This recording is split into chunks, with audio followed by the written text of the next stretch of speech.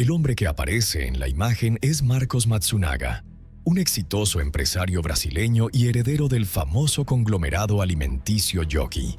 Su sonrisa serena y su apariencia de hombre realizado evocaban la imagen de una vida plena. Pero detrás de eso se escondía una tragedia horrenda que sacudió a todo el país en 2012.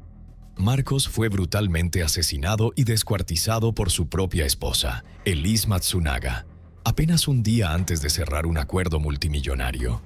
El caso no solo conmocionó al público por su crueldad y brutalidad, sino que también sacó a la luz la relación profundamente conflictiva entre dos personas que, en apariencia, parecían perfectas. Si quieres conocer todos los detalles de esta historia impactante, te invitamos a quedarte hasta el final del video. En 2012, la familia de uno de los hombres más ricos de Brasil, el empresario Marcos Matsunaga, se convirtió en el centro de atención después de que Marcos desapareciera justo antes de concretar un importante acuerdo de miles de millones de dólares. El caso sacudió a todo el país, y las fotos de la viuda en duelo del millonario aparecían constantemente en las portadas de los principales periódicos nacionales. Al principio, la policía consideró como principal hipótesis un complot de rivales comerciales, personas que podrían haber secuestrado y asesinado al empresario para sabotear el acuerdo que se avecinaba. Sin embargo, la verdad que más tarde salió a la luz resultó ser mucho más despiadada y aterradora.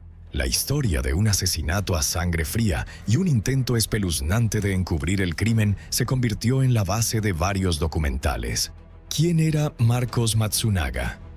El empresario Marcos Matsunaga era una de las personas más ricas de Brasil y dirigía la empresa familiar especializada en productos alimenticios llamada Yoki. La compañía fue fundada por el abuelo de Marcos, un hombre que alguna vez emigró cruzando el océano. Su nombre era Yoshizo Kitano. De hecho, el nombre de la marca Yoki proviene de las primeras letras del apellido y nombre del fundador. Los cimientos de este futuro imperio empresarial se establecieron a mediados del siglo XX. Cabe destacar que todo comenzó con una pequeña planta de molienda de harina. Este negocio no solo sobrevivió, sino que prosperó durante años de crisis y guerras, convirtiéndose eventualmente en una compañía gigante de reputación mundial y con un portafolio de productos extremadamente diverso. Marcos nació en una familia adinerada y nunca conoció la privación en su infancia. No necesitó construir ni hacer crecer el negocio desde cero, porque heredó todo lo que su abuelo y su padre habían construido. Al convertirse en CEO de la empresa alimenticia familiar, tuvo todas las oportunidades para convertirse en el primer multimillonario de la familia, y persiguió ese objetivo durante casi toda su vida adulta. Pero esos grandes planes nunca tuvieron la oportunidad de hacerse realidad. Todos los que conocían personalmente a Marcos lo describían como un buen empresario, bastante talentoso, alguien que no solo preservó sino que multiplicó la fortuna familiar muchas veces, aumentando las ganancias. Pero no era una persona agradable, era temperamental, arrogante, autoritario en su carácter y siempre quería controlar a todos los que lo rodeaban. Además, Marcos no era guapo. Desde joven tenía sobrepeso, problemas de visión y debía usar gafas. Era bajo y algo torpe. Todo esto le causó dificultades para socializar con sus compañeros. Casi no tenía amigos y era rechazado por las chicas. Durante mucho tiempo, Marcos no pudo establecer relaciones serias o duraderas, ya que generalmente no pasaban de unas pocas citas. Ni siquiera su propio negocio ni la herencia multimillonaria lo hacían un soltero atractivo.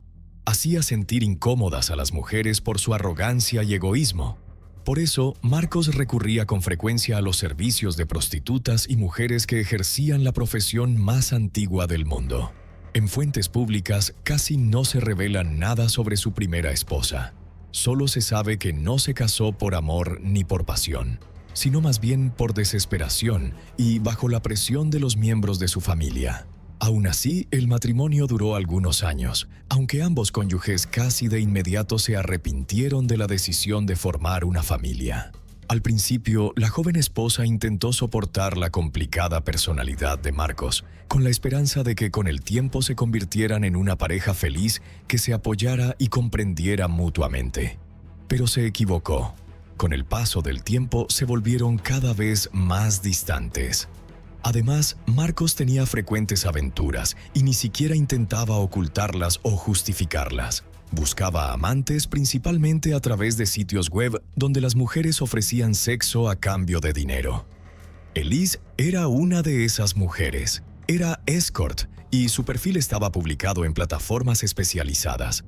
Fue allí donde Marcos notó a una llamativa mujer rubia con una figura atractiva y comenzó a invitarla con frecuencia a citas, siempre gastando de forma muy generosa.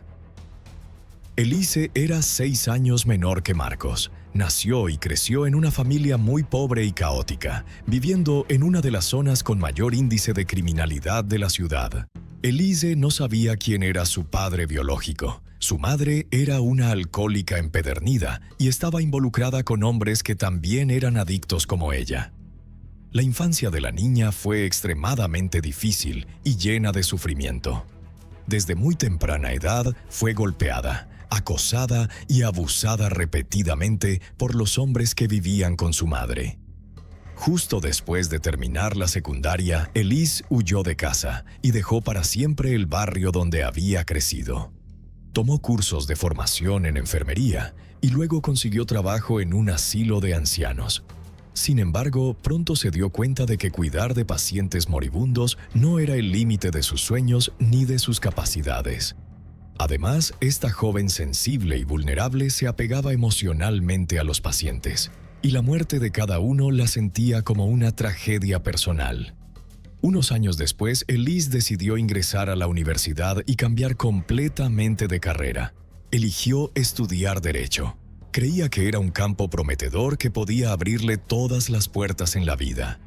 Se estuvo preparando durante mucho tiempo para el examen de ingreso a la universidad y obtuvo la puntuación suficiente para ser admitida. Pero para costear su educación con el modesto salario de enfermera, no podía hacerlo. Elise no tenía a nadie que la ayudara, porque tras abandonar su hogar cortó por completo el contacto con sus familiares. En ese entonces, Elise seguía siendo joven, hermosa, con una figura esbelta. Decidió ganar dinero aprovechando su apariencia y se registró en un sitio web especializado en servicios de acompañantes. Allí la ayudaron a crear un perfil personal llamativo y no pasó mucho tiempo antes de que hombres adinerados comenzaran a buscar a la joven rubia de gran belleza. Trabajar como escort y ofrecer servicios íntimos le proporcionó a Elise buenos ingresos, lo que le permitió pagar la matrícula universitaria y mantenerse completamente por sí misma. Pero había planeado dejar ese trabajo tan pronto como obtuviera su título y encontrara empleo en el campo que había elegido. Durante esa época, Elise conoció a Marcos, quien se convirtió en uno de sus clientes habituales. Él le hacía regalos generosos y se reunía frecuentemente con ella sin ocultarlo ante nadie. Sabía que ese empresario estaba casado, pero en ese momento ni siquiera podía soñar con que uno de los hombres más ricos del país dejaría a su esposa por ella. La historia de Elise Matsunaga parecía sacada de un cuento de hadas. Una chica pobre de una familia desafortunada que trabajaba como escort conoce a un millonario, quien rápidamente se enamora locamente de ella. Marcos realmente perdió toda noción de la razón. Pero ahora no se puede afirmar con certeza si Elise provocó eso de forma deliberada. Unos 6 meses después, Marcos se dio cuenta de que no solo quería salir con su joven amante, sino que deseaba estar con ella para siempre. Sin dudarlo ni arrepentirse, solicitó el divorcio de su primera esposa y comenzó a presentar a Elise ante todos como su prometida. Por razones evidentes, el empresario no quería que nadie supiera cómo había conocido a la mujer elegida, ni a qué se había dedicado ella antes. Por eso, la pareja inventó una historia bastante común sobre un encuentro casual en una cafetería, y se aferraron a esa versión. Incluso los familiares cercanos de Marcos y los pocos amigos que tenía no sospecharon nada. Sin embargo, dentro de la familia Matsunaga, Elise no fue bien recibida. Los padres del empresario sospechaban que esa atractiva joven había usado todo su encanto para hacer que Marcos, rico y poco agraciado, se enamorara de ella, y que ahora estaba haciendo todo lo posible por aparentar que no le molestaba su desagradable personalidad. Aún así, cuando Marcos anunció su intención de divorciarse de su primera esposa y casarse con Elise, nadie se opuso con firmeza. El empresario celebró una boda tradicional lujosa, con vestido blanco, numerosos invitados y un enorme pastel de bodas de varios pisos. Después de eso, mudó a su esposa a su gran y lujosa mansión, donde ella se convirtió en la verdadera señora de la casa. Desde hacía tiempo, Matsunaga era conocido como un apasionado coleccionista de vinos caros y armas raras. En cuanto al vino, su casa tenía una enorme bodega donde las botellas estaban cuidadosamente organizadas por año y país de origen. En lo que respecta a las armas, la casa contaba con una habitación secreta, cuyas paredes estaban cubiertas de piso a techo con todo tipo de pistolas y armas blancas. Marcos estaba muy orgulloso de su colección y la ampliaba constantemente. Además, su casa estaba llena de antigüedades, artículos de lujo y obras de arte modernas, colgadas al azar en las paredes y exhibidas en todas las superficies. No mucho después de la boda, la pareja decidió que estaban listos para tener hijos, pero a pesar de todos sus esfuerzos, Elise no pudo concebir de manera natural durante mucho tiempo. Entonces decidieron someterse a un tratamiento de fertilización in vitro, pero incluso así el éxito no llegó de inmediato. Cuando nació su hija, parecía que la felicidad de la pareja no conocía límites. Los jóvenes padres volcaron todo su amor en criar a su tan esperada niña, planeando el futuro. Y cuando la pequeña creció un poco, toda la familia comenzó a viajar por el mundo, explorando diferentes culturas y tradiciones. Su hija era una verdadera princesita, criada con amor, cuidado y lujo. Pero la pareja compartía un interés bastante peculiar: la caza de animales grandes. Aunque sería más exacto decir que era una afición de Marcos, muchas veces había intentado involucrar a sus antiguas amantes e incluso a su primera esposa en esta actividad. Sin embargo, la mayoría de las mujeres no solo no disfrutaban de esta afición, sino que la encontraban repulsiva. El empresario incluso había perdido la esperanza de conocer a alguien que compartiera esa pasión. Ahora, muchos creen que Elise fingió interesarse en la caza deliberadamente para ganarse aún más el favor de Marcos y conquistar su corazón. Al principio, iban juntos a los campos de tiro, donde Elise aprendió a usar distintos tipos de armas de fuego.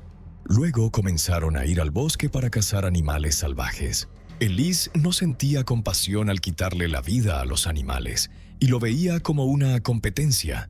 O lo haces o no lo haces. A Marcos le encantaba esa actitud y disfrutaba viendo a su esposa manipular armas y rastrear presas. Él también le enseñó cómo despellejar y desmembrar jabalíes, ciervos y otras criaturas del bosque. Juntos despellejaban y dividían las partes del cuerpo usando cuchillos grandes, machetes y hachas. Además, en su casa no tenían perros ni gatos como mascotas, sino serpientes venenosas, en recintos especialmente diseñados que simulaban ambientes naturales para cuidarlas. Ese había sido desde hacía tiempo un sueño de Marcos, quien estaba obsesionado con las serpientes, pero su exesposa nunca había aceptado la idea de tenerlas en casa.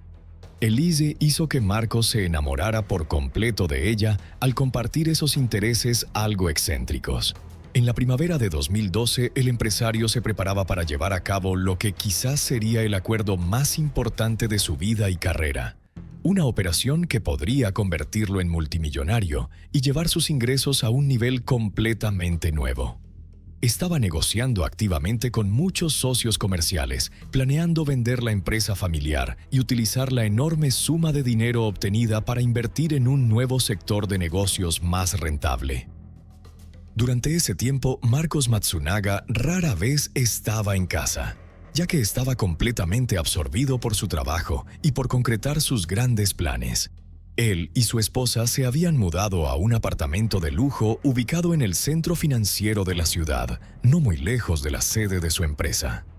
Marcos casi siempre estaba fuera, mientras su joven esposa quedaba sola, aburrida, en el lujoso apartamento con vista panorámica a la ciudad. La agenda de trabajo del empresario estaba organizada hasta el último minuto. Participaba continuamente en reuniones, discusiones y consultas con expertos. A menudo ni siquiera regresaba a casa por la noche, pero aún así le prometía a su esposa que, en cuanto se cerrara el acuerdo, sus vidas cambiarían por completo y comenzarían un nuevo capítulo. El 19 de mayo de 2012, justo antes del acuerdo multimillonario, el empresario desapareció sin dejar rastro. Su esposa solo lo reportó a la policía al día siguiente porque pensó que Marcos seguía trabajando. Según Elise, esa noche él tenía una reunión programada que podría extenderse hasta altas horas, y a la mañana siguiente tenía una cita con un socio comercial, por lo que se llevó algunas pertenencias y dijo que posiblemente pasaría la noche en la oficina y se iría directamente al encuentro. Cuando llegó el día siguiente y Marcos aún no había regresado a casa ni respondía el teléfono, Elise comenzó a preocuparse y lo reportó como desaparecido. La policía descubrió rápidamente que el empresario no había asistido a la reunión de esa noche ni a la importante cita de la mañana siguiente, cosas que sin duda no habría dejado pasar. Por lo tanto, surgió inmediatamente la hipótesis de que el empresario había sido secuestrado y que su familia probablemente recibiría pronto una demanda de rescate.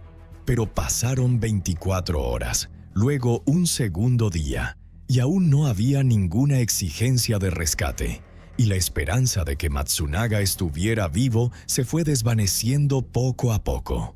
Los investigadores no se quedaron de brazos cruzados. Comenzaron a interrogar a los familiares, amigos y socios comerciales del empresario, tratando de determinar si tenía enemigos o quién podría beneficiarse de su desaparición o del fracaso del acuerdo pendiente. Sin embargo, a pesar de todos los esfuerzos, no lograban identificar a nadie en particular con un motivo para querer que Matsunaga desapareciera o muriera. Llevaba su negocio con profesionalismo, sabía priorizar y planificaba con tanta visión que sus decisiones estratégicas casi siempre beneficiaban a todas las partes involucradas.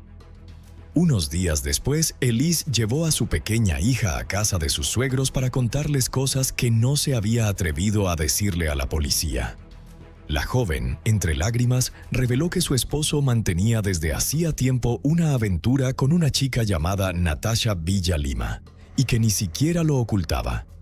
De hecho, después de varias discusiones fuertes y amenazas de divorcio, Marcos le había prometido dejar a su amante para preservar la familia.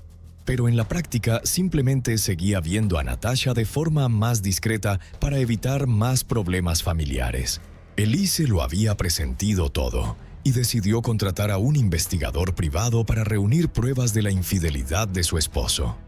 Tenía fotos y videos que mostraban a su marido saliendo en citas románticas con Natasha. Lo más notable es que Marcos llevaba a su nueva amante a los mismos restaurantes y lugares de entretenimiento a los que solía ir con su esposa, sitios donde todo el personal lo conocía bien.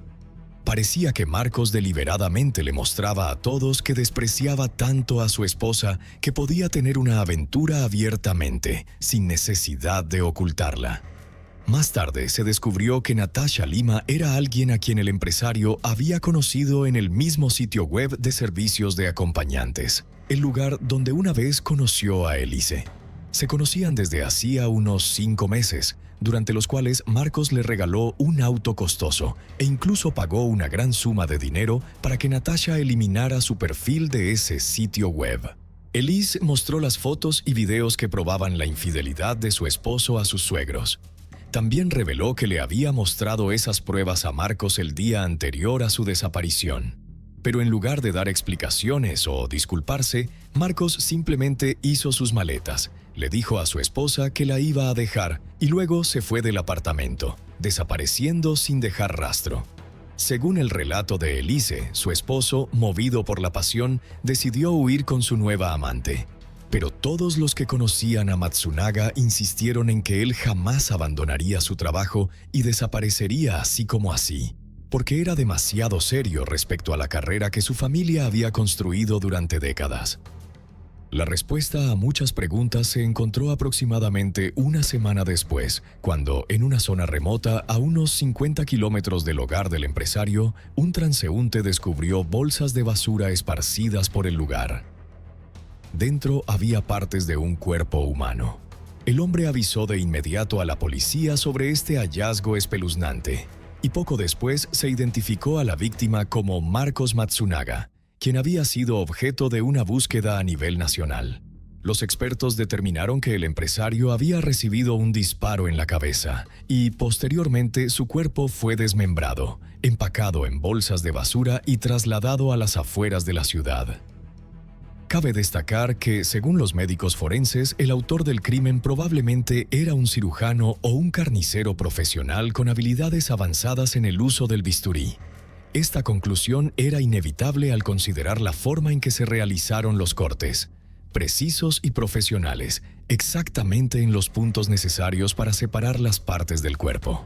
En las primeras etapas de la investigación, la policía no tenía pistas concretas, así que decidieron comenzar desde el último lugar donde se vio con vida a la víctima, el apartamento de lujo donde Marcos vivía con su esposa e hija.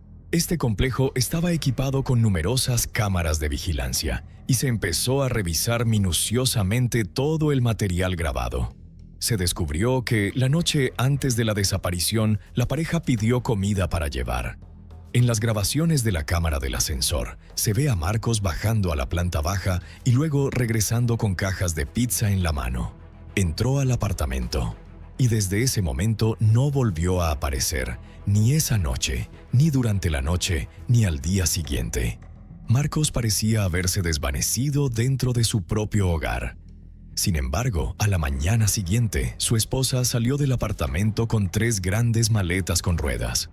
La cámara mostró que esas maletas eran muy pesadas y que ella las movía con gran dificultad. Los investigadores casi de inmediato se imaginaron qué tipo de equipaje era ese. Ese mismo día, la viuda del empresario fue arrestada y llevada a la comisaría para ser interrogada. Al principio intentó negarlo todo y se mantuvo en la versión original de que su esposo había huido con su amante. Pero cuando le mostraron las grabaciones del ascensor, se derrumbó en lágrimas y empezó a confesar. Según Elise, su matrimonio hacía tiempo que se había derrumbado, y la imagen del esposo ideal ya era cosa del pasado. Dijo que su marido la humillaba con frecuencia, reprochándole constantemente su pasado en la industria del acompañamiento, diciéndole que él la había sacado del lodo. También le decía que era una mala madre para su hija. Marcos también intentaba controlar cada movimiento de su esposa, prohibiéndole hacer amistades o socializar. Cuando Elise mencionó una vez el divorcio, Marcos se burló de ella y le dijo que no le dejaría nada, que se quedaría con la custodia de su hija y que no le permitiría volver a verla. Elise contó que en aquella noche fatídica le mostró a su esposo las fotos de vigilancia, en las que se veía a Marcos con su amante. Pero eso solo lo enfureció, la abofeteó. Y, según Elise, todo lo que ocurrió después fue como en un estado de trance. No podía recordar cómo terminó con el arma en la mano, pero a partir de ahí le disparó a su esposo y lo mató. Luego, al darse cuenta de lo que había hecho, decidió deshacerse del cuerpo, montando la escena como si él hubiera desaparecido sin dejar rastro. Elise tenía experiencia trabajando como enfermera y conocía la anatomía humana. Su esposo le había enseñado a despellejar y descuartizar animales, y en casa tenían las herramientas necesarias para ello. A partir de ahí, todo lo demás fue solo una cuestión técnica. Mientras Elise descuartizaba el cuerpo y lo colocaba en bolsas de basura, su pequeña hija dormía plácidamente en la habitación contigua. Desde el inicio, la declaración de Elise generó muchas dudas. Además, pronto se descubrió que las fotos y los videos que probaban la infidelidad de Marcos, Elise los recibió del investigador privado el 20 de mayo, es decir, después de haber matado a su esposo. Después de eso, como se mencionó, Elise llevó esas imágenes a casa de sus suegros, diciendo que Marcos había huido con su amante. Natasha Lima, la amante, también fue encontrada y se presentó en el juicio como testigo. Según Natasha, era Marcos quien quería divorciarse, pero tenía miedo de su esposa porque mostraba signos de inestabilidad mental y podría hacer algo terrible. La última vez que Natasha vio a Marcos fue el día antes de su desaparición. Él se quejaba de discusiones familiares y dijo que, después de vender la empresa, planeaba mudarse a Florida para iniciar un nuevo negocio. Elise no formaba parte de ese plan. Él pensaba divorciarse y olvidarla como una pesadilla. Otro hallazgo espeluznante surgió del examen forense. Se encontró sangre en los pulmones de la víctima, lo que indicaba que Marcos aún estaba vivo y luchaba por respirar cuando fue decapitado por su esposa. Fue algo macabro y aterrador. Elise negó rotundamente esto, insistiendo en que su esposo había muerto inmediatamente tras el disparo. Sin embargo, el análisis forense demostró que la bala había ingresado en la cabeza de Marcos en un ángulo muy inusual, como si estuviera sentado o acostado y completamente desprevenido del disparo, sin hacer resistencia ni intentar esquivarlo. Esto contradecía la versión de Elise de que su esposo la había agredido y que ella solo actuó en defensa propia. Además, la mayoría de los testigos en el juicio negaron que Marcos hubiera golpeado alguna vez a su esposa. Era cierto que tenía un temperamento difícil y podía decir cosas hirientes, pero nunca había levantado la mano contra nadie. Todo indicaba que Elise había inventado la historia del abuso, porque Marcos estaba muerto y no podía refutarla. Como resultado, el tribunal concluyó que Elise había cometido un asesinato premeditado con especial crueldad e intentó encubrir el crimen. Elise Matsunaga fue condenada a 20 años de prisión, una sentencia que muchos consideraron demasiado leve dada la gravedad del caso. La joven que aparece en esta foto es Narieli Yaneisi Cacharuco Guillén, y su misteriosa muerte conmocionó a Venezuela en 2023. Lo que inicialmente se pensó que era un caso común de desaparición se convirtió en una pesadilla tras casi 3 dolorosas semanas, cuando su familia recibió la devastadora noticia de que su cuerpo había sido encontrado dentro de una maleta abandonada en el estado de La Guaira. Lo que indignó aún más al público fue la identidad de la persona sospechosa de ser la principal autora del crimen: Stephanie Caroline Rodríguez Jiménez, una amiga cercana que alguna vez fue muy querida por ella y profundamente confiada por su familia. Si quieres conocer todos los detalles de este caso escalofriante y de los oscuros rituales mágicos que se sospecha están detrás de esta tragedia, quédate con nosotros hasta el final del video. ¿Realmente puede una persona ser dañada mediante la magia negra, hechizos, rituales o maldiciones? Muchas personas no solo creen en ello, sino que a veces incluso recurren a prácticas místicas por sí mismas, muchas veces para protegerse más que para hacer daño a otros. Incluso los ateos más firmes pueden ser supersticiosos, lo cual no es tan sorprendente. La magia ha acompañado a la humanidad a lo largo de su historia. Hoy en día la mayoría de las personas se encuentran con la magia a través de películas, libros o el folclore.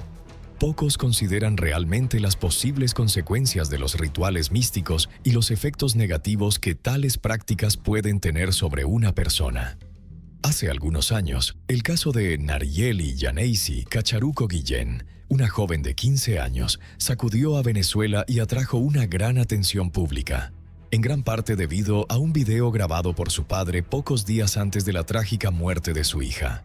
En tan solo 3 semanas, la chica se había deteriorado visiblemente debido a una misteriosa enfermedad.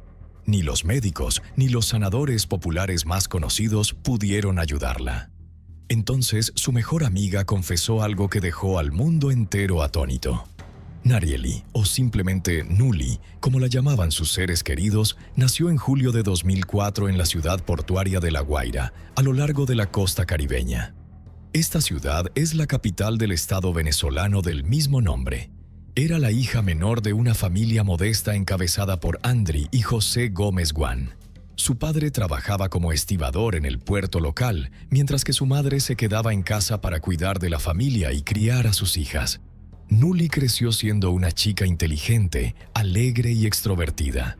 Se destacaba en la escuela y estaba profundamente comprometida con el deporte, llegando incluso a ser la capitana del equipo de voleibol de su colegio. Además de sus estudios y su pasión deportiva, también era activa en redes sociales, donde solía publicar fotos, videos cortos, historias y contenido inspirador. Su sueño era convertirse en una creadora de contenido famosa. La ciudad donde creció Guan no era un destino turístico. Su infraestructura se encontraba entre las más deterioradas de Venezuela. La población estaba acostumbrada a cortes frecuentes de agua y electricidad.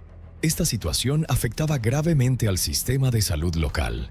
Muchos hospitales luchaban por funcionar debido a la falta de un suministro eléctrico y de agua estable, lo que hacía imposible brindar atención continua a quienes la necesitaban.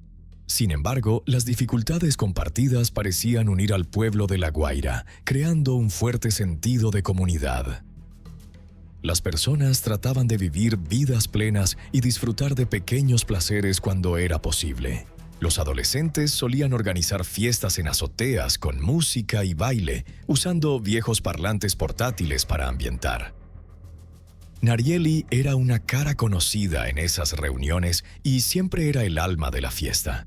Asistía a un colegio técnico local y rápidamente se convirtió en una de las alumnas más destacadas. Como estrella emergente del deporte, tenía una gran red de amigos tanto en línea como fuera de ella. Su carisma y determinación iluminaban cualquier lugar al que iba. En agosto de 2019, Narieli conoció a un joven en una de esas fiestas en la azotea. Conectaron de inmediato. Aunque él era mayor, tenía 19 años en ese momento, la diferencia de edad no parecía ser un problema para ninguno de los dos. Se encontraron unas cuantas veces más en reuniones grupales antes de que él la invitara a salir a solas. Narieli estaba enamorada. Se lo contó a su madre, compartiendo su emoción y sentimientos. Sus padres no se opusieron a la relación. Confiaban en el buen juicio de su hija menor, sabiendo que la habían criado bien. Después de todo, estaba en la edad en que muchos experimentan por primera vez el amor romántico. La identidad del chico que Narieli adoraba nunca se hizo pública, y hasta el día de hoy no se ha compartido ninguna foto de ellos en redes sociales. Su relación también fue muy breve, durando solo unas pocas citas. Pero, irónicamente, ese chico, completamente inconsciente, se convertiría en el catalizador de la trágica cadena de eventos que llevarían a la muerte de Narieli. En septiembre de 2019, una joven llamada Stephanie Caroline Rodríguez Jiménez apareció repentinamente en la vida de Nuli. En ese momento tenía 19 años y asistía a un colegio técnico distinto, pero ambas coincidían con frecuencia en fiestas locales gracias a un amplio círculo de amigos en común. Incluso comenzó a asistir a los partidos de voleibol en la escuela de Narieli para animarla a ella y a su equipo. Las dos se hicieron cercanas rápidamente. A pesar de la diferencia de edad, formaron una amistad muy estrecha. Stephanie llamaba y escribía a Nuli todos los días, preguntándole sobre su vida, invitándola a eventos exclusivos y fiestas privadas. Tenía un talento para conseguir entradas de cine baratas y siempre sabía sobre los últimos eventos culturales en la ciudad, incluso logrando entrar en lugares a los que otros no podían acceder. Parecía la combinación perfecta para Nuli. Pasar tiempo con alguien mayor la hacía sentirse más madura. Stephanie solía compartir sus propias experiencias y dar consejos, especialmente sobre relaciones amorosas. A cambio, se volvió más popular al ser vista con la querida atleta del colegio y sus compañeras de equipo. Eso le proporcionó una audiencia entusiasta y la ayudó a ampliar su propio círculo social. Stephanie era carismática y sabía cómo impresionar. Tenía un seguimiento estable en línea y con frecuencia ofrecía consejos a sus pares más jóvenes sobre cómo manejar sus páginas personales, qué tipo de contenido publicar y cómo estructurarlo para atraer más interacciones y me gusta. Para octubre, Stephanie había alquilado un pequeño apartamento a solo unas cuadras de la casa de la familia Guillén. En ese momento, nadie le dio mayor importancia. Dijo que quería mudarse de la casa de sus padres para vivir de manera más independiente y que el nuevo lugar también estaba más cerca de su escuela. pronto se convirtió en una figura familiar dentro del hogar de los Guillén, visitando casi todos los días. Se comportaba de manera amable y agradable, a menudo traía pequeños obsequios como dulces o caramelos, e incluso ayudaba con las tareas del hogar. Los padres de Narieli poco a poco le tomaron cariño y finalmente la veían como una miembro no oficial de la familia. Durante muchos meses, Stephanie rara vez se separaba del lado de Narieli. Asistía a fiestas con Nuli, estaba presente en sus eventos deportivos, la ayudaba con las tareas escolares y con frecuencia se quedaba a dormir. Teniendo en cuenta que se conocían desde hacía poco tiempo y existía una diferencia de edad notable, esta relación tan cercana levantó algunas cejas. Después de todo, ¿qué tenían realmente en común? Había algo más en Stephanie que despertaba curiosidad. Sentía una profunda fascinación por el misticismo y las prácticas espirituales. Decía que su abuela era una poderosa sanadora espiritual de Cuba y de ascendencia yoruba, una antigua cultura africana rica en tradiciones y creencias. La religión vudú, famosa en Haití, por ejemplo, se desarrolló en parte a partir de las tradiciones yoruba mezcladas con el cristianismo. Stephanie solía llevar extraños amuletos que, según ella, la protegían de la negatividad, la envidia y las fuerzas dañinas. Una de sus posesiones más preciadas era una pequeña bolsita de tela roja llena de piedras trituradas, hierbas secas y plumas. Era un talismán personal que siempre llevaba consigo. Se llamaba a sí misma una guía espiritual suave, diciendo que había heredado conocimientos ancestrales de sus antepasados. Según ella, podía realizar rituales de protección, escudar a las personas de la energía negativa e incluso ayudarlas a alcanzar el éxito en el amor y en la vida. Esa aura misteriosa la hacía parecer una especie de gurú para las amigas más jóvenes. Hablaba con frecuencia sobre la energía humana y cómo utilizarla para la sanación y la purificación. Su apartamento estaba lleno de objetos místicos, velas de colores, estatuas de santos, símbolos esotéricos dibujados en papel, tela y piedra, y estanterías repletas de libros de hechizos y guías de rituales. Cuando Andri, la madre de Narieli, descubrió el interés espiritual de Stephanie, se preocupó sinceramente. Como católica devota, Andri veía esas prácticas místicas como algo contrario a su fe.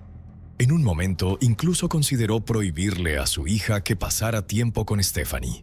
Pero después de hablarlo con su esposo y otros familiares, y tras escuchar la tranquilidad de Narieli, decidió que se trataba solo de una curiosidad inofensiva. Después de todo, la familia ya había aceptado a Stephanie como una más. Si las chicas solo jugaban con amuletos y magia, ¿qué había que temer? A mediados de diciembre de 2019, Stephanie sugirió que Nuli y algunas otras chicas participaran con ella en un ritual de limpieza bajo la luna llena.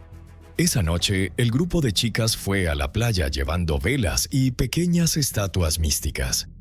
Stephanie recitó breves cánticos en yoruba, dibujó símbolos y pentagramas en la arena, encendió velas de cera y entregó a cada chica un objeto de protección personal. Narieli regresó a casa al amanecer, llevando en la muñeca una extraña pulsera trenzada con hilo rojo y negro y pequeñas cuentas atada firmemente. Cuando Andri la vio, sintió una oleada de inquietud, pero su hija la tranquilizó. Stephanie se la había dado como un amuleto protector y le dijo que debía llevarla siempre. Aún así, Andri no podía quitarse la preocupación. La pulsera se veía verdaderamente inusual. Así que cuando Nuli cayó en un sueño profundo, Andri cortó cuidadosamente el hilo y retiró el amuleto. Cuando Nuli despertó y notó que ya no lo tenía, se sorprendió un poco, pero no hizo mayor drama. Después de mirar por la habitación, lo dejó pasar, suponiendo que la pulsera simplemente se le había caído durante la noche. El 23 de diciembre, justo antes de Navidad, y solo unos días después del ritual de luna llena, Nuli y 3 amigas del colegio hicieron un viaje a la capital para asistir a una de las ferias navideñas más grandes del país. Las chicas la pasaron genial comprando regalos, disfrutando del ambiente festivo, y luego se dirigieron a la estación de autobuses para regresar a casa. El día era sofocante y el autobús iba repleto. Apenas bajó del autobús en La Guaira, Narieli se desplomó en el suelo. Sus amigas y personas que pasaban por allí corrieron a ayudarla, le dieron agua, llamaron a una ambulancia y contactaron a su familia. Los médicos concluyeron que había sufrido un golpe de calor, pero tranquilizaron a todos diciendo que no corría ningún peligro grave. Narieli fue llevada a casa y se le recomendó descansar y beber mucha agua. Sus padres tampoco vieron motivo de alarma. Siempre había sido saludable, enérgica y llena de vida. Rara vez enfermaba, ni siquiera de cosas menores. Los días siguientes parecieron normales mientras la familia se preparaba para el año nuevo. Pero algo extraño llamó la atención. Stephanie, quien prácticamente vivía en la casa de los Guillén, desapareció repentinamente. Dejó de visitar y no contestaba llamadas ni mensajes. Preocupados, Nuli y su familia intentaron comunicarse con ella sin obtener respuesta. Entonces, en la madrugada del 29 de diciembre, Nuli se enfermó gravemente de forma repentina. Vomitó violentamente durante toda la noche. Sus padres, aterrados y sin saber qué hacer, la llevaron de urgencia al hospital al amanecer. Una vez más, los médicos no pudieron encontrar nada anormal. Su temperatura corporal era normal, su presión arterial estaba estable y los análisis no mostraban signos de infección ni de ninguna condición subyacente. Incluso su actividad cardíaca era completamente normal. Sin síntomas claros ni un diagnóstico específico, el equipo médico no vio razón para mantenerla hospitalizada para un tratamiento adicional. Los médicos le dieron a la familia Guillén algunas instrucciones básicas y dieron de alta a Narieli, recomendando a sus padres que vigilaran de cerca su condición y se aseguraran de que se mantuviera bien hidratada. Pero una vez en casa, todo empeoró. Narieli comenzó a temblar incontrolablemente. Estaba tan débil que apenas podía levantarse de la cama. El mareo era constante y se negaba a comer, quejándose de una náusea intensa. Indri intentó de todo para ayudar a su hija, ofreciéndole cucharaditas de agua, solo unas gotas a la vez. Pero Narieli ni siquiera podía tragar. Casi de inmediato todo volvía a salir.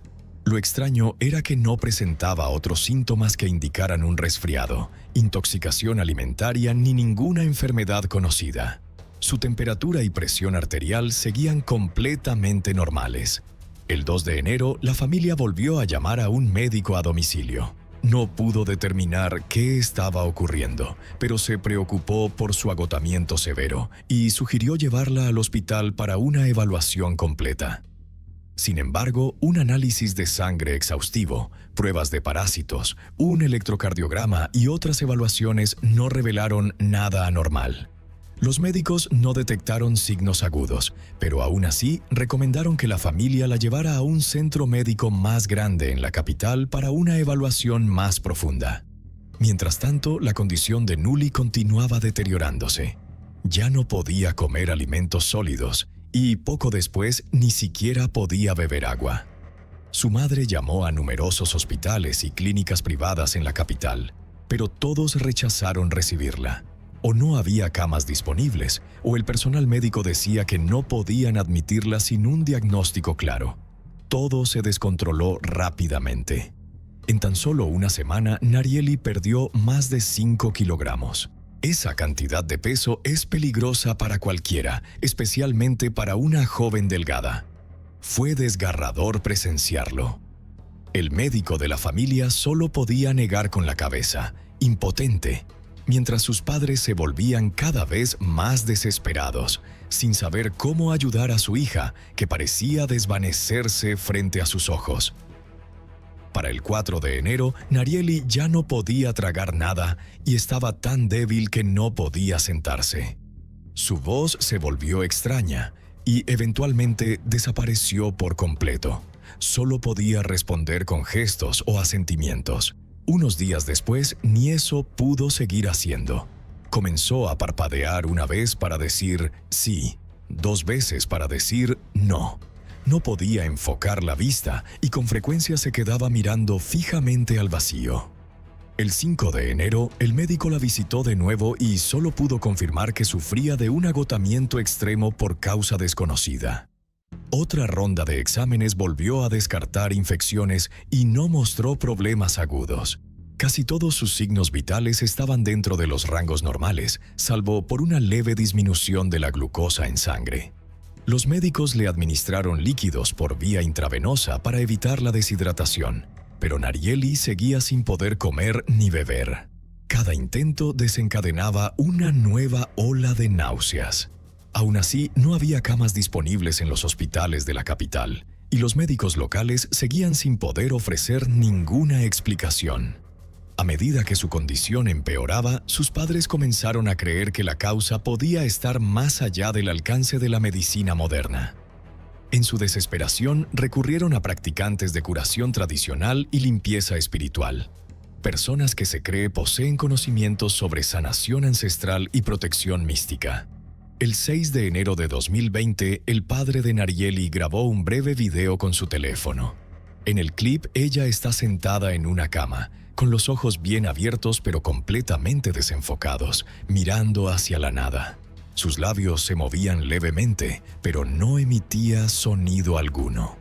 Su piel era pálida como la de un cadáver, y sus brazos y piernas se movían de forma espasmódica, como una marioneta manipulada por hilos invisibles. José Gómez envió el video a un pariente lejano, Claudio Roas, que vivía en otra ciudad. Roas era conocido como sanador espiritual y practicante ceremonial con profundo conocimiento de rituales ancestrales de limpieza y protección. A menudo lo invitaban a realizar ceremonias para alejar fuerzas negativas. Después de ver el video, Roas llamó de inmediato a la familia Guillén. Dijo que su hija estaba bajo la influencia de una fuerza espiritual oscura que estaba drenando su energía vital. Según él, ningún médico podría ayudar y necesitaban llevarla de inmediato a su comunidad en Caravalla para que él y su equipo pudieran iniciar un ritual para restaurar su energía. Para sus padres desesperados, las palabras de Roas sonaron como su último salvavidas. Partieron de inmediato con su hija enferma y llegaron a la mañana siguiente al remoto pueblo montañoso donde vivía Claudio. El centro espiritual de la comunidad era un edificio amplio de una sola planta, con un gran salón y un altar cubierto de flores. Velas ardían por todas partes, y los sacerdotes cantaban en una mezcla de lenguas antiguas. Narieli fue colocada en una camilla frente al altar, donde 3 personas, dirigidas por Roas, le tomaron el pulso e hicieron gestos simbólicos sobre su cuerpo. Tras la evaluación inicial, Roas concluyó que una fuerza oscura había entrado a través de su respiración y se estaba alimentando de su energía vital. El ritual para expulsar esa oscuridad se llevaría a cabo en 3 fases. La primera fase era la purificación por fuego. Narieli fue colocada cerca del altar durante toda la noche, rodeada por docenas de velas de cera. Se entonaron oraciones y fue rociada con agua bendita, infusiones de hierbas y ron. Justo antes del amanecer se pasó un gallo blanco vivo sobre su cuerpo de pies a cabeza antes de ser sacrificado en el altar como parte del ritual simbólico para transferir la enfermedad. El segundo día implicó una purificación con agua fría. Llevaron a Narieli a un arroyo de montaña de corriente rápida que se creía poseía poder sagrado. Fue sumergida 3 veces, luego envuelta en mantas y llevada de regreso al templo. Su cuerpo mojado fue cubierto con piedras y dejado en el patio del templo hasta la mañana.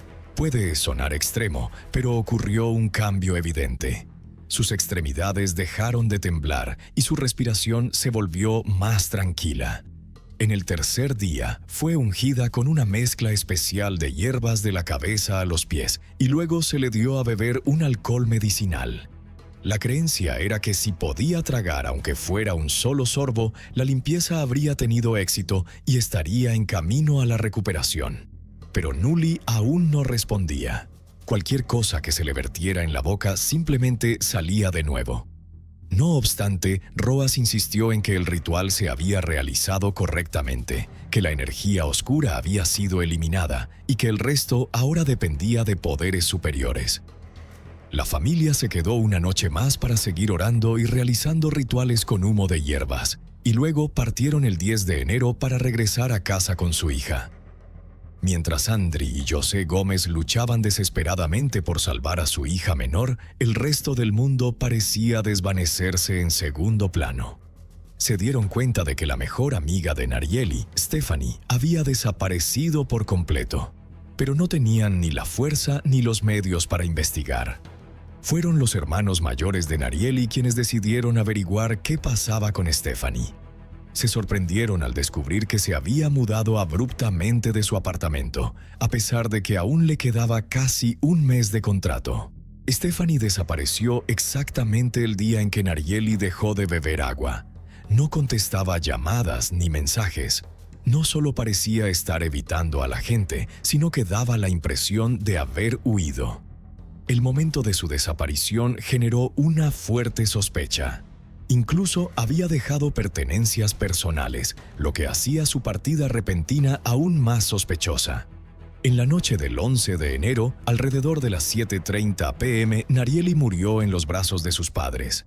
Habían pasado menos de 3 semanas desde que aparecieron los primeros síntomas. Se había deteriorado rápidamente ante sus ojos, y nada de lo que intentaron pudo salvarla.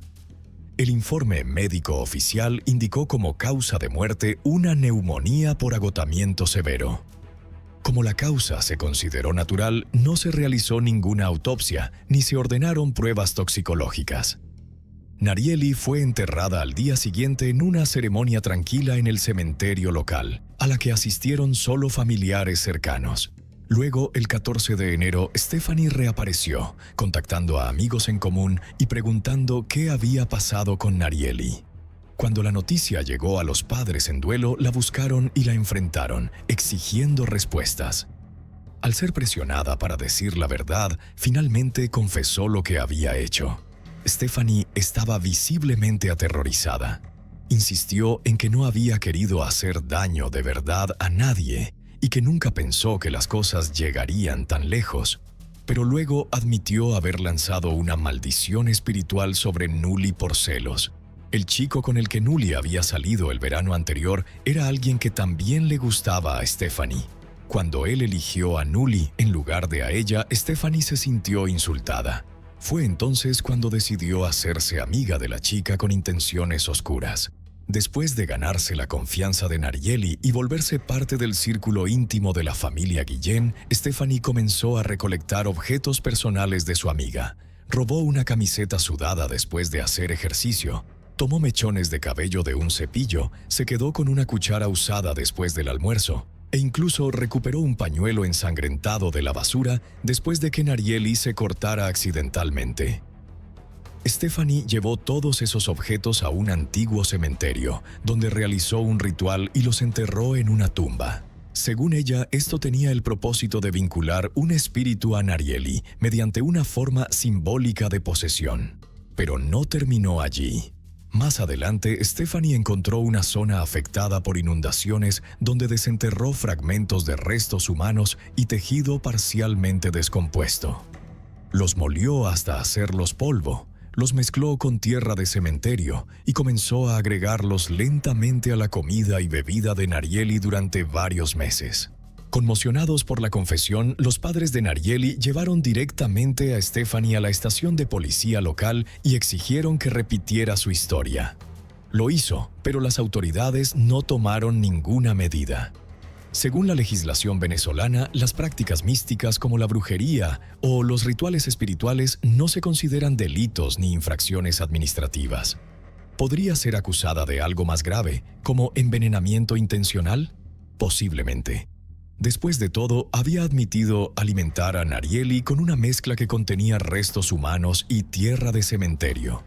Pero no se habían realizado pruebas toxicológicas y la causa oficial de muerte era natural. La familia Guillén no podía costear una exhumación del cuerpo ni solicitar una investigación forense privada. Los hospitales locales carecían de las instalaciones y experiencia para procedimientos de ese tipo. Las muestras tendrían que enviarse a la capital, lo que implicaba gastos elevados, listas de espera de meses y tarifas diarias por almacenamiento en frío. Sin esa evidencia, demostrar la culpabilidad de Stephanie ante un tribunal era casi imposible. Se marchó sin enfrentar ninguna consecuencia legal. A medida que la historia de Narieli se difundía, se convirtió en una leyenda local, alimentando teorías y debates sobre lo que realmente había sucedido. Surgieron 4 teorías principales. La primera teoría era espiritual. Muchos lugareños, especialmente los que creen en lo sobrenatural, pensaban que la maldición de Stephanie había funcionado y que un espíritu atado había drenado lentamente la fuerza vital de Narieli mediante magia ritual. Pero como se señaló, tales prácticas no son castigadas por la ley. La segunda teoría sugería que Stephanie había infectado a Narieli con una enfermedad neurológica rara y mortal conocida como Kuru, descubierta entre tribus de Papúa Nueva Guinea que practicaban el canibalismo ritual. Pero el Kuru tiene un periodo de incubación de años o incluso décadas, lo que hace poco probable este escenario. La tercera teoría es considerada la más plausible, que al consumir tierra y restos descompuestos, Narieli pudo haber estado expuesta a neurotoxinas o bacterias que atacaron su sistema nervioso central. Esto podría explicar la pérdida del habla, la incapacidad para tragar y los temblores que parecían disfunción motora grave. La cuarta teoría se centraba en causas psicológicas. Algunos creían que el rápido deterioro de Nuliel se debía a un estrés emocional extremo o trauma psicológico. Según esta teoría, podría haber dejado de comer y beber de forma inconsciente, entrado en un estado psicótico y finalmente muerto por deshidratación severa. En última instancia, nunca se determinó con certeza la causa exacta de lo que le ocurrió a Narieli. Solo unas semanas después de solicitar una orden de restricción para protegerse de su exesposo amenazante, Tomika Pullins pensó que finalmente había escapado de su control. Pero lo que no sabía era que el hombre estaba planeando algo mucho peor. El 14 de junio de 2024, apenas unos minutos después de que William Almond publicara amenazas públicas en las redes sociales, se escucharon disparos en el complejo de apartamentos Forest at Columbia. Cuando la policía llegó, encontró a una joven que había recibido múltiples disparos y junto a ella un cuerpo sin vida más pequeño. Esta tragedia no fue un caso aislado. Recordó dolorosamente el caso de Jennifer Belly, una madre en Florida que una vez había solicitado una orden de protección solo para ser asesinada junto con su hija poco tiempo después. La misma pregunta resuena una vez más. ¿Por qué no se escuchan estos gritos de ayuda? Nacida en 1994 y criada en Stone Mountain, Georgia, Tomika Pullins no era solo una hija de esa tierra. Era la encarnación de la resiliencia y de un corazón lleno de amor. La niña que creció en un vecindario modesto se convirtió con el tiempo en una mujer fuerte a los 29 años, trabajando incansablemente como oficial de seguridad para Knorr & Associates. No era un trabajo glamuroso, pero para Tomika era una oportunidad de ser financieramente independiente y de cargar con parte del peso de su familia. Aunque la vida nunca fue fácil, Tomika siempre era la primera en ofrecerse para turnos extra. Nunca se quejaba, nunca pedía nada a cambio. Para ella, el sacrificio era instinto, anteponer a los demás y ser silenciosamente el pilar de quienes amaba. Sus amigos la llamaban una llama suave, por la sonrisa cálida y la presencia serena que hacía que las personas se sintieran seguras simplemente estando cerca de ella. Dentro de su familia era la pacificadora, la que podía transformar los conflictos en risas, la que reunía a todos nuevamente en la mesa cuando las fracturas parecían irreparables.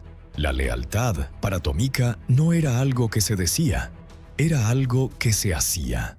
Significaba quedarse cuando otros se iban, permanecer al lado de alguien cuando todo se derrumbaba. Y trágicamente, esa misma lealtad la llevaría a un final devastador. Tomika vivía en silencio, trabajaba duro y soñaba con un hogar pacífico, un lugar donde los niños pudieran crecer seguros y amados. Para ella, el amor no eran gestos grandiosos, era la base detrás de cada esfuerzo, cada esperanza. Cuando conoció a William Lewis Almond, un hombre casi 2 décadas mayor que ella, Tomika creyó haber encontrado a alguien que la ayudaría a construir ese sueño. William hablaba como un hombre con experiencia, ofreciendo promesas de estabilidad y de un futuro compartido. Se mostraba como alguien considerado, educado, y sabía cómo hacer que Tomika se sintiera vista. Compartieron reuniones familiares, escapadas cortas y momentos aparentemente sencillos que cargaban con tanta esperanza. Tomika realmente creyó que estaba entrando en un nuevo capítulo, uno de paz, después de tantos años viviendo solo para los demás. Tomika una vez creyó haber encontrado a alguien con quien caminar el resto de su vida. Atraída por palabras dulces y la imagen de un hombre experimentado que podría protegerla y compartir las cargas de la vida, depositó toda su confianza en William, creyendo que juntos podrían construir un hogar pacífico, donde el amor fuera la base. Pero a puerta cerrada, la verdad comenzó a tomar forma. La diferencia de edad, que antes parecía un signo de madurez, pronto reveló matices más oscuros. No se trataba de una diferencia generacional, era un desequilibrio de poder. Y quien tenía el control no era ella. Con el tiempo, quienes estaban más cerca de Tomika comenzaron a notar el cambio. La mujer que antes era vibrante, ingeniosa y cálida se había vuelto más callada. El brillo familiar en sus ojos parecía desvanecerse. Aún así, para el mundo exterior, mantenían la imagen de una pareja feliz. Fotos juntos, pequeños clips de video, publicados como si intentaran ocultar la creciente incomodidad que acechaba detrás de escena. En un video que circuló, William se reía mientras se llamaba a sí mismo un tipo pobre con gusto de lujo. En la superficie sonaba inofensivo, solo una broma, pero para quienes realmente conocían a Tomika, insinuaba algo más profundo, un anhelo de validación. Una necesidad de demostrarse a través de cosas que en realidad no le pertenecían. William se esforzaba por proyectar la imagen de un hombre exitoso, aunque sus finanzas reales contaban otra historia. Presumía cinturones de diseñador y un estilo de vida lujoso, como si su autoestima dependiera únicamente de marcas y etiquetas costosas. Alardeaba de gustos caros y quería ser visto como el que tenía el control de todo. Aún así, ella intentó que el matrimonio funcionara. Tomika no era alguien que se rindiera fácilmente, especialmente cuando el futuro de su familia estaba en juego. Seguía esperando que las cosas mejoraran, que William se convirtiera en el compañero que alguna vez creyó que podía ser. Pero la verdad era que Tomika enfrentaba algo mucho más difícil de lo que cualquiera desde afuera podía imaginar. Y pronto todo tomaría un giro mucho más oscuro. A principios de 2025, Tomika había llegado a su punto de quiebre. Años de soportar presión emocional, comportamientos controladores y un miedo creciente le habían pasado una factura muy alta. Quienes estaban más cerca de ella decían que Tomika ya no tenía la sonrisa radiante por la que antes era conocida. La mujer que solía iluminar cada reunión familiar poco a poco se había replegado sobre sí misma. Se volvió evidente. Tomika ya no se sentía segura. Y entonces tomó una decisión que muchas sobrevivientes de abuso doméstico luchan por alcanzar. Solicitó una orden de restricción contra William. Quería ponerle fin, no solo por ella, sino por los seres queridos por quienes se preocupaba cada día. Fue su primer paso real hacia la libertad, pero trágicamente también pudo haber marcado el comienzo del capítulo final de su vida. William no aceptó la ruptura. De hecho, la resentía. Amigos y familiares dijeron que a William le costaba aceptar la decisión de Tomika de dejarlo, y mucho menos el hecho de que hubiera tomado acciones legales para sacarlo de su vida. Para un hombre que se había acostumbrado a tener el control, la orden de restricción fue un golpe directo a su ego. No soportaba ser excluido de su mundo, y según personas cercanas al caso, William se volvió cada vez más alterado. Después de la ruptura, la ira de William ya no tenía freno. Comenzó a desahogar públicamente su furia en las redes sociales, publicando repetidamente videos llenos de comentarios venenosos sobre Tomica y su familia. En esas grabaciones, William afirmaba que las cosas habían llegado demasiado lejos. Se quejaba de que, cuando llamó al hermano de Tomica para ponerse al tanto, lo maldijeron y lo acusaron falsamente. Cuando intentó contactar a la propia Tomica, recibió el mismo trato frío. Sacó a relucir el pasado, alegando que una vez había sido golpeado por los padres de Tomica, e insinuaba que él también era una víctima en su relación con su familia. A lo largo de los videos, William se presentaba como el incomprendido, el marginado que no tenía a nadie de su lado. Insistía en que Tomica había cambiado por completo, culpando a sus seres queridos por haberla vuelto en su contra. Decía que él nunca había hecho nada malo, que simplemente estaba intentando acercarse, sin exigir nada, sin causar problemas, pero que, en cambio, solo recibía frialdad y falta de respeto. William recalcaba que Tomica y su hermano siempre se habían comportado de manera provocadora, incluso maldiciéndolo, y que no entendía por qué. Sin embargo, lo que vino después iba mucho más allá de una frustración típica. Eran amenazas graves. William declaró que ya no le importaba, que esa sería la última vez que alguien se atreviera a faltarle el respeto a él o a su familia. Amenazó con hacerle daño a uno de los seres queridos de Tomica, incluso mencionando a la Slaughter Gang como una escalofriante advertencia de violencia inminente. Juró que no hablaría más y que si los volvía a ver actuaría de inmediato. Enfatizó que era un hombre adulto, pero uno que estaba listo para ir tras Tomica, su hermano e incluso su nuevo novio, tan pronto como tuviera su dirección. El comportamiento de William escaló de una manera alarmantemente peligrosa. William fue acusado de hacer amenazas directas contra la familia de Tomica, declarando que iría a su casa y abriría fuego, sin importar quién estuviera adentro. Pero lo que heló la sangre de muchos fue esto: no se detuvo ahí. Según las acusaciones, William incluso advirtió que si había niños en la casa, tampoco serían perdonados. No se trataba solo de arrebatos de ira. Eran amenazas inquietantes y calculadas de venganza. En otro video, aparentemente grabado desde una cama de hospital, William continuó con su arremetida. Declaró que incluso si perdía un riñón y tenía que estar en una silla de ruedas, aún así se desplazaría hasta la casa de la mujer que estaba acosando, golpearía la puerta y tomaría acción sin dudarlo. Dejó claro que no le importaban las consecuencias. Sus palabras, desquiciadas, venenosas y casi obsesivas, revelaban una mentalidad profundamente inestable y la amenaza inminente de violencia real. Trágicamente, Tomica no tenía idea de que la verdadera pesadilla ya había comenzado y que se acercaba más con cada día que pasaba. Tomica seguía decidida a reconstruir su vida y comenzar de nuevo tras separarse de su esposo abusivo, William Almond.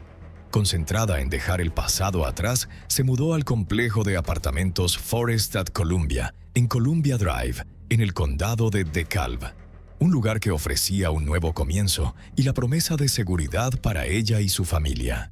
Vivía con ella su sobrina de 7 años, Dior Scott, una niña brillante e imaginativa que adoraba dibujar, cantar sus caricaturas favoritas y compartir cada pequeño momento de su día con su tía. El vínculo entre ambas era profundamente fuerte. Para Dior, Tomica era un modelo a seguir y una fuente de consuelo. Para Tomica, cada segundo con su sobrina era precioso. Se enfocaba en crear un hogar estable y amoroso, rodeada de amigos y familiares cercanos, personas que apoyaban plenamente su decisión de seguir adelante. Pero la tragedia golpeó en el momento más inesperado. En la tarde del 14 de junio de 2024, exactamente a las 2:48 p.m., la policía del condado de DeKalb recibió una llamada urgente reportando disparos en un complejo de apartamentos en Stone Mountain. Cuando los oficiales llegaron, no se encontraron solo con un tiroteo, sino con una escena horrenda que ninguna familia debería presenciar jamás. Tomika Pullins, de 29 años, y su pequeña sobrina Dior Scott, de apenas 7 años, habían recibido múltiples heridas de bala. A pesar de los esfuerzos inmediatos por salvarles la vida en el lugar, ambas fueron declaradas muertas en el sitio. La noticia del doble homicidio a plena luz del día sacudió a la comunidad local. La familia de las víctimas confirmó la identidad del tirador, nada menos que el esposo separado de Tomika, un hombre que había amenazado repetidamente con matar a toda la familia si ella se negaba a volver con él. La violencia no ocurrió en un callejón oscuro ni en una calle desierta. Ocurrió en el único lugar que creían seguro, su propio hogar.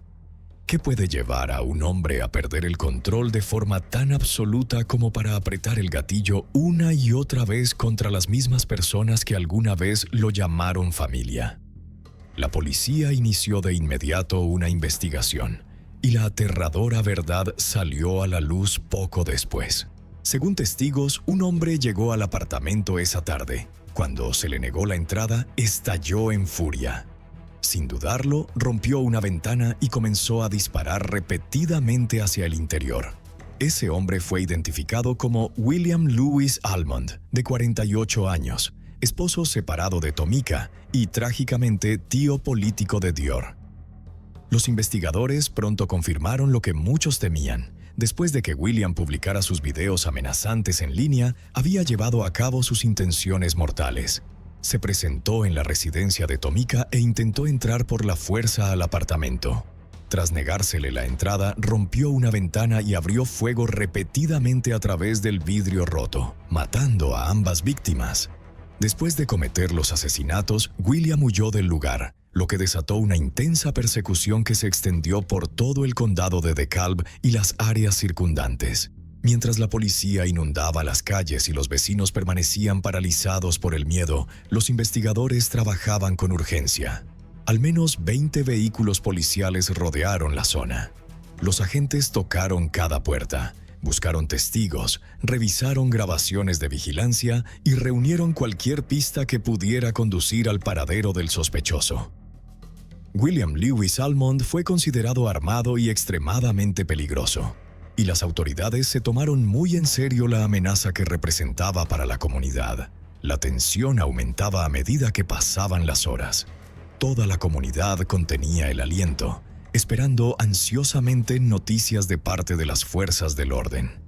Al final del día, la policía anunció que había detenido al hombre sospechoso de llevar a cabo el ataque mortal en el condado de DeKalb. Según los funcionarios, el incidente había ocurrido en Columbia Drive, y el sospechoso tenía una relación personal cercana con las víctimas. William Lewis Almond fue localizado poco tiempo después y arrestado sin oponer resistencia. Mientras tanto, la comunidad luchaba por comprender cómo un crimen tan brutal pudo desarrollarse a plena luz del día, en lo que se suponía que era un vecindario residencial pacífico, y a manos de alguien que alguna vez fue esposo y tío. Los investigadores confirmaron que, en el momento del tiroteo, había varias otras personas dentro del apartamento. Afortunadamente, ninguna de ellas resultó físicamente herida. Sin embargo, el trauma emocional por lo que presenciaron ese día fue inconmensurable, y probablemente las acompañará por el resto de sus vidas. La oficial Elise Wells del Departamento de Policía del Condado de DeKalb se dirigió al público, calificando el ataque como completamente sin sentido y enfatizando que no se trataba de un acto aleatorio. Y, sin embargo, lo que hizo que esta tragedia fuera aún más desgarradora fueron las señales de advertencia que la precedieron, los gritos de ayuda que se alzaron, pero que nunca fueron plenamente escuchados. Según la madre de Tomika, Nikita Bruce, su hija había expresado repetidamente el miedo que sentía ante las amenazas de William. Compartió que Tomika había dicho claramente en múltiples ocasiones: si no volvía con él, no dudaría en matar a todos los niños en la casa, que no le importaba quién quedara atrapado en el fuego cruzado y que estaba dispuesto a quitarle la vida a cada uno de los miembros de la familia. La familia hizo todo lo posible por protegerla, Pero cuando se enfrentaban a alguien que había premeditado violencia y cuyas amenazas seguían intensificándose, sus esfuerzos, trágicamente, no fueron suficientes para evitar el desastre. La señora Nikita dijo que habían intentado activamente hacerle llegar documentos legales a William Almond, pero a pesar de sus esfuerzos, las autoridades no habían podido localizarlo. Durante ese tiempo, William Almond continuó haciendo amenazas aterradoras y se volvía más audaz con cada día que pasaba. Mensajes de voz, publicaciones en redes sociales e incluso advertencias directas enviadas a miembros de la familia. Todo fue hecho, pero no hubo una respuesta lo suficientemente rápida como para detener la tragedia que se avecinaba. Ahora, la señora Nikita y toda su familia se preguntan, ¿cuántas señales de advertencia más deben aparecer antes de que alguien intervenga? Según ella, Almond no solo amenazó una vez. En múltiples ocasiones se dice que dejó en claro que regresaría para encargarse de toda la familia, emitiendo amenazas que fueron tanto directas como inconfundibles. La señora Nikita también reveló que en el momento del tiroteo había otras personas dentro del apartamento y que algunas sufrieron heridas leves durante el ataque. Dijo que si William hubiera logrado entrar al apartamento, podría haber perdido aún a más seres queridos. La puerta cerrada fue lo único que lo mantuvo afuera, y eso fue lo único que salvó la vida de los demás. Ahora, los funcionarios del condado de DeKalb se han comprometido a llevar el caso hasta las últimas consecuencias de la ley.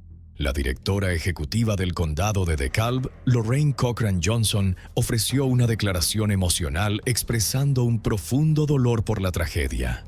Dijo que ninguna familia debería tener que soportar una catástrofe tan horrenda que desafía toda imaginación. Hablando tanto como madre como representante del gobierno local, compartió que su corazón está con la familia de las víctimas y prometió que los funcionarios del condado están listos para acompañarlos en cada paso del camino. La oficial Elise Wells también enfatizó que los actos de violencia que involucran a niños dejan heridas psicológicas profundas, no solo para las familias de las víctimas, sino también para los socorristas que presencian escenas tan devastadoras. Según ella, este tipo de recuerdos no podrán ser borrados jamás por quienes estuvieron involucrados. Y tenía razón. Amigos, vecinos e incluso desconocidos se reunieron en el complejo de apartamentos Forest at Columbia para llorar la pérdida. Llevaron flores, velas, notas escritas a mano y globos. Cada elemento un símbolo de 2 vidas perdidas demasiado pronto. Esa noche se celebró una vigilia a la luz de las velas en memoria de Tomika y su sobrina de 7 años, Dior. Los seres queridos compartieron conmovedoras historias sobre la calidez de Tomika, su sonrisa radiante y el profundo amor que sentía por los niños. La describieron como una mujer que lo dio todo por su familia, un alma bondadosa que merecía un futuro lleno de paz y longevidad. Y luego estaba Dior, con solo 7 años y con toda una vida por delante. Quienes conocían a la pequeña hablaron de su energía alegre, su imaginación y un corazón más grande que el de la mayoría. Dior era inocente en todos los sentidos de la palabra, arrastrada a una pesadilla que nunca debería haber tenido que soportar. Se creó una campaña en GoFundMe en honor a Dior Scott de 7 años para ayudar a cubrir los gastos del funeral y apoyar a su familia en duelo. La recaudación de fondos tiene como objetivo aliviar la carga financiera durante este momento inimaginable y garantizar que Dior sea despedida con dignidad y cuidado. Su familia se ha sentido profundamente conmovida por la muestra de amor y generosidad de la comunidad y están agradecidos por cada donación, cada mensaje y cada oración compartida mientras intentan sobrellevar esta dolorosa pérdida. Mientras William Almond permanece bajo custodia y la investigación continúa, el dolor y las preguntas sin respuesta aún pesan profundamente sobre la familia de Tomika y sobre la comunidad que alguna vez fue su hogar. ¿Por qué no se escucharon sus súplicas de ayuda cuando fueron tan claras? ¿Por qué tuvo que perderse la vida de 2 personas, incluida una niña, para que la gente finalmente comenzara a hacerse preguntas? Esto no es solo un fallo del sistema legal, es un fallo de la conciencia humana más básica. Debemos enfrentar la verdad.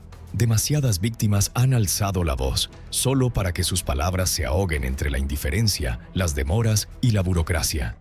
Y el costo no son solo lágrimas, son vidas. Así que lo primero que podemos hacer es escuchar, creer y actuar con rapidez. En segundo lugar, apoyar a las organizaciones que trabajan incansablemente para ayudar a sobrevivientes de violencia doméstica. Desde refugios y asistencia legal hasta asesoría emocional y planes de escape. La ayuda oportuna podría ser su única línea de vida. Y finalmente, exigir más del sistema. Políticas más estrictas, acciones más firmes contra quienes han amenazado o causado daño. El silencio nunca es neutral. El silencio es complicidad. Detrás de cada titular hay un hogar que ha perdido su risa, un niño que nunca crecerá un día más. Y cada vez que elegimos alzar la voz, mantenemos viva la esperanza para alguien más, antes de que sea demasiado tarde. Comparte tus pensamientos en los comentarios abajo.